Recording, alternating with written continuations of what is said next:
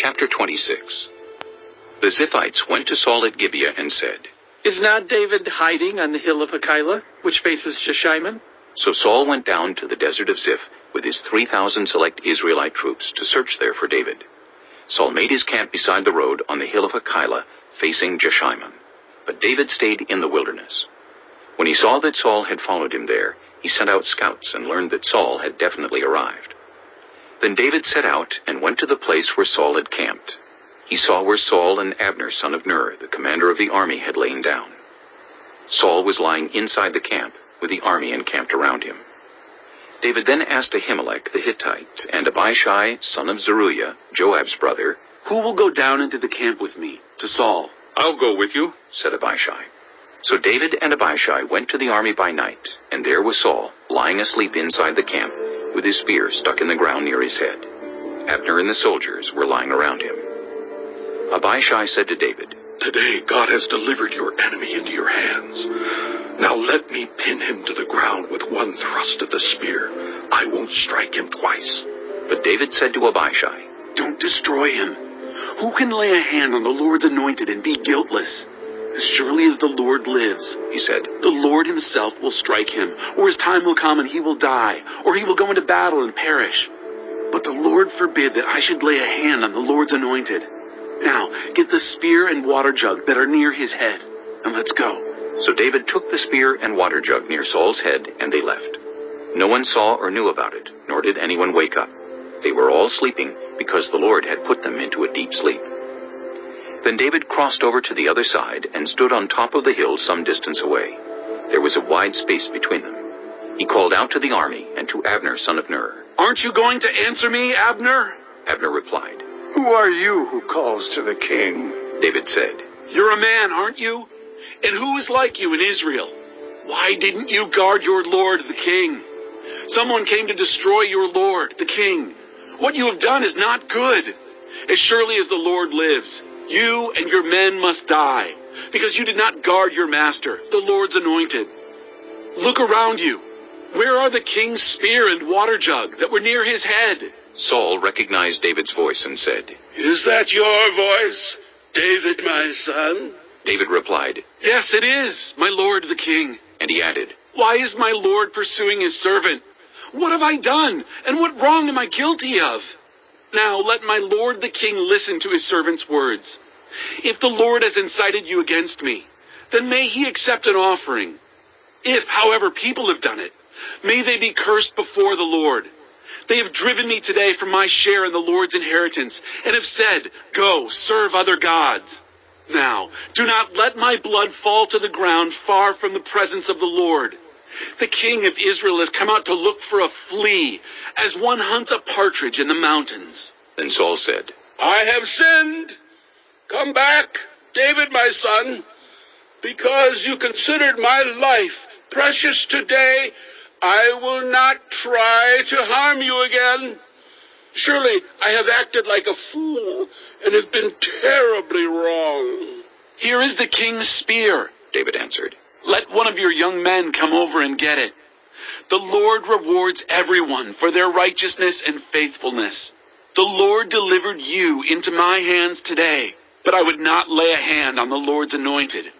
As surely as I valued your life today, so may the Lord value my life and deliver me from all trouble. Then Saul said to David, May you be blessed, David, my son.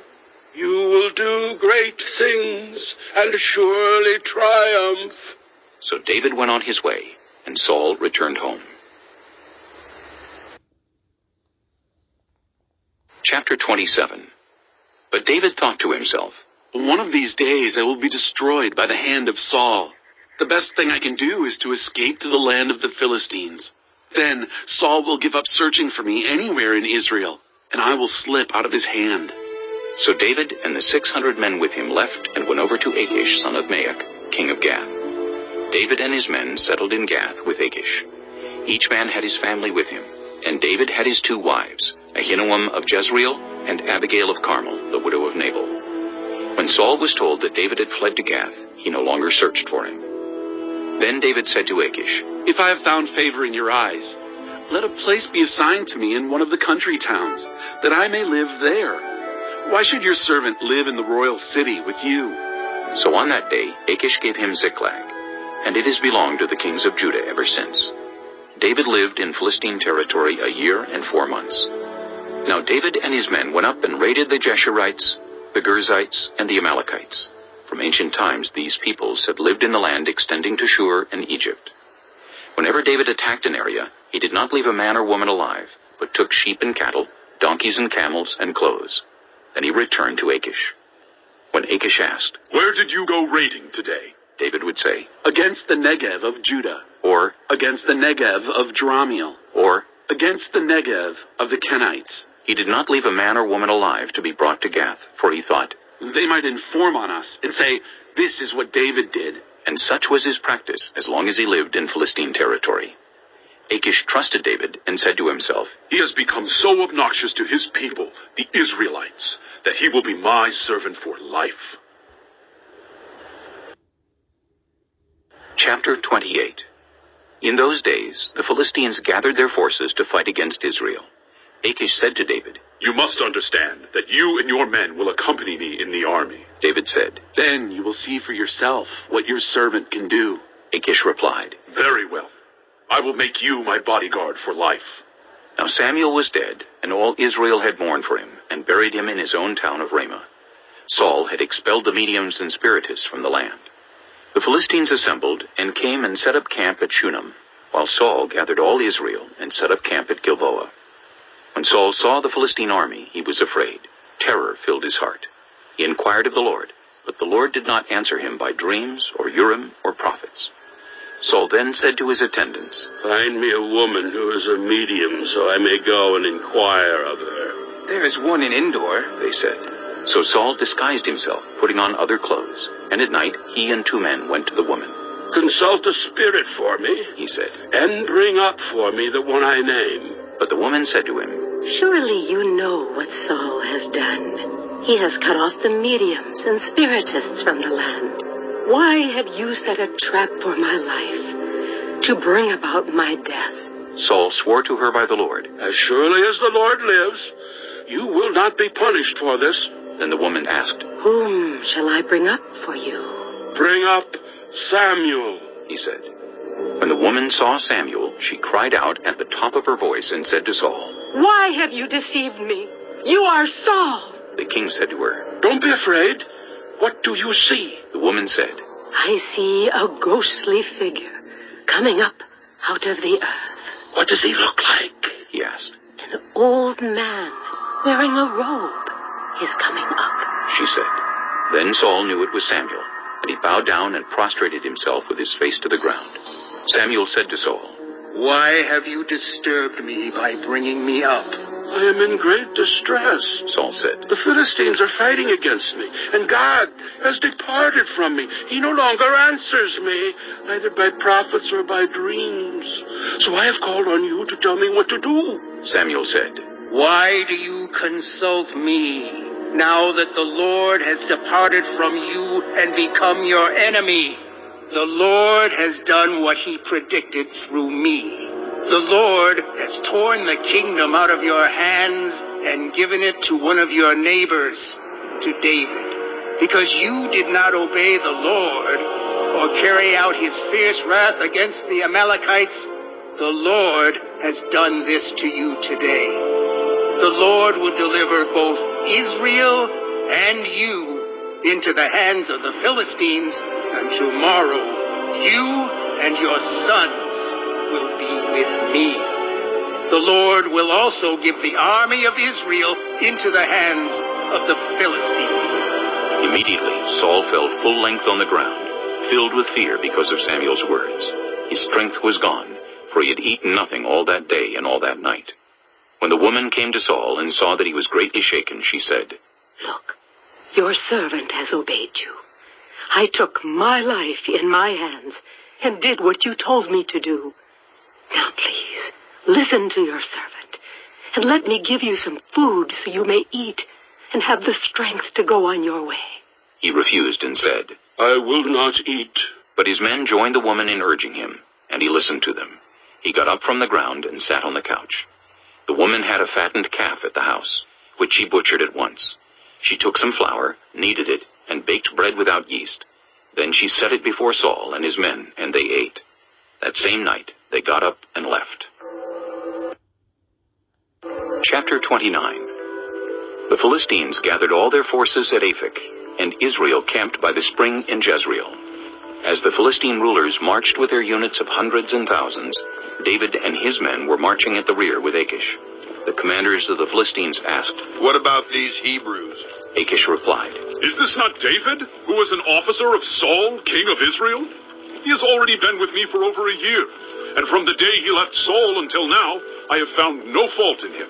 But the Philistine commanders were angry with Achish and said, "Send the man back, that he may return to the place you assigned him. He must not go with us into battle, or he will turn against us during the fighting. How better could he regain his master's favor than by taking the heads of our own men? Isn't this the David they sang about in their dances? Saul has slain his thousands, and David his tens of thousands." So Achish called David and said to him, As surely as the Lord lives, you have been reliable, and I would be pleased to have you serve with me in the army. From the day you came to me until today, I have found no fault in you, but the rulers don't approve of you. Now turn back and go in peace. Do nothing to displease the Philistine rulers. But what have I done? asked David. What have you found against your servant from the day I came to you until now? Why can't I go and fight against the enemies of my lord the king? Achish answered, I know that you have been as pleasing in my eyes as an angel of God. Nevertheless, the Philistine commanders have said, he must not go up with us into battle. Now get up early, along with your master's servants who have come with you, and leave in the morning as soon as it is light. So David and his men got up early in the morning to go back to the land of the Philistines, and the Philistines went up to Jezreel. Chapter 30. David and his men reached Ziklag on the third day. Now the Amalekites had raided the Negev and Ziklag. They had attacked Ziklag and burned it, and had taken captive the women and everyone else in it, both young and old. They killed none of them, but carried them off as they went on their way. When David and his men reached Ziklag, they found it destroyed by fire, and their wives and sons and daughters taken captive. So David and his men wept aloud until they had no strength left to weep. David's two wives had been captured, Ahinoam of Jezreel and Abigail, the widow of Nabal of Carmel. David was greatly distressed because the men were talking of stoning him. Each one was bitter in spirit because of his sons and daughters. But David found strength in the Lord his God. Then David said to Abiathar the priest, the son of Ahimelech, Bring me the ephod. Abiathar brought it to him, and David inquired of the Lord, Shall I pursue this raiding party? Will I overtake them? Pursue them, he answered. You will certainly overtake them and succeed in the rescue. David and the 600 men with him came to the Besor valley, where some stayed behind. 200 of them were too exhausted to cross the valley, but David and the other 400 continued the pursuit. They found an Egyptian in a field and brought him to David. They gave him water to drink and food to eat, part of a cake of pressed figs and 2 cakes of raisins. He ate and was revived, for he had not eaten any food or drunk any water for 3 days and 3 nights. David asked him, Who do you belong to? Where do you come from? He said, I am an Egyptian, the slave of an Amalekite. My master abandoned me when I became ill 3 days ago. We raided the Negev of the Kerethites, some territory belonging to Judah, and the Negev of Caleb, and we burned Ziklag. David asked him, Can you lead me down to this raiding party? He answered, Swear to me before God that you will not kill me or hand me over to my master, and I will take you down to them. He led David down, and there they were, scattered over the countryside, eating, drinking, and reveling, because of the great amount of plunder they had taken from the land of the Philistines and from Judah. David fought them from dusk until the evening of the next day, and none of them got away, except 400 young men who rode off on camels and fled. David recovered everything the Amalekites had taken, including his 2 wives. Nothing was missing, young or old, boy or girl, plunder, or anything else they had taken. David brought everything back. He took all the flocks and herds, and his men drove them ahead of the other livestock, saying, This is David's plunder. Then David came to the 200 men who had been too exhausted to follow him, and who were left behind at the Besor valley. They came out to meet David, and the men with him. As David and his men approached, he asked them how they were. But all the evil men and troublemakers among David's followers said, Because they did not go out with us, we will not share with them the plunder we recovered. However, each man may take his wife and children and go. David replied, No, my brothers, you must not do that with what the Lord has given us. He has protected us and delivered into our hands the raiding party that came against us. Who will listen to what you say? The share of the man who stayed with the supplies is to be the same as that of him who went down to the battle. All will share alike. David made this a statute and ordinance for Israel from that day to this. When David reached Ziklag, he sent some of the plunder to the elders of Judah, who were his friends, saying, Here is a gift for you from the plunder of the Lord's enemies. David sent it to those who were in Bethel, Ramoth Negev, and Jatir, to those in Aroer, Siphmoth, Eshtemoa, and Rachel, to those in the towns of the Jerahmeelites and the Kenites, to those in Hormah, Boration, Athak, and Hebron, and to those in all the other places where he and his men had roamed. Chapter 31. Now the Philistines fought against Israel. The Israelites fled before them, and many fell dead on Mount Gilboa. The Philistines were in hot pursuit of Saul and his sons, and they killed his sons Jonathan, Abinadab, and Malchishua. The fighting grew fierce around Saul, and when the archers overtook him, they wounded him critically. Saul said to his armor-bearer, Draw your sword and run me through, or these uncircumcised fellows will come and run me through and abuse me. But his armor-bearer was terrified and would not do it. So Saul took his own sword and fell on it. When the armor-bearer saw that Saul was dead, he too fell on his sword and died with him. So Saul and his 3 sons and his armor-bearer and all his men died together that same day. When the Israelites along the valley and those across the Jordan saw that the Israelite army had fled, and that Saul and his sons had died, they abandoned their towns and fled, and the Philistines came and occupied them. The next day, when the Philistines came to strip the dead, they found Saul and his 3 sons fallen on Mount Gilboa. They cut off his head and stripped off his armor, and they sent messengers throughout the land of the Philistines to proclaim the news in the temple of their idols and among their people. They put his armor in the temple of the Ashtoreths, and fastened his body to the wall of Bethshan. When the people of Jabesh-Gilead heard what the Philistines had done to Saul, all their valiant men marched through the night to Bethshan. They took down the bodies of Saul and his sons from the wall of Bethshan, and went to Jabesh, where they burned them. Then they took their bones and buried them under a tamarisk tree at Jabesh, and they fasted 7 days.